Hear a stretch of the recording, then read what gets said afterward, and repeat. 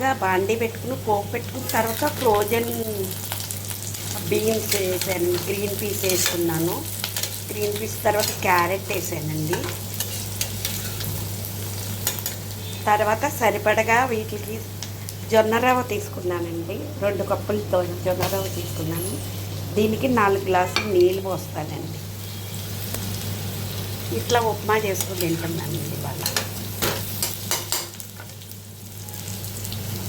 నీళ్ళు ఇలా మరుగుతున్నాయి కదండి, అప్పుడు జొన్న రవ్వ వేసేసానండి. ఉండలు కట్టకుండా తిప్పుకుంటూ ఉండాలండి.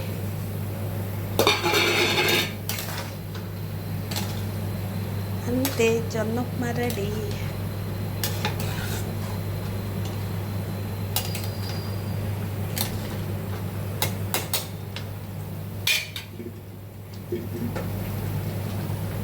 జొన్న ఉప్మా రెడీ అయిన తర్వాత ఇలా ఉందండి. చూసారా ఎంత కలర్ఫుల్గా ఉందో, బాగుందా?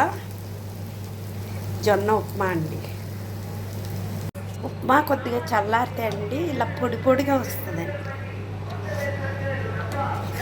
బాగుంది కదా.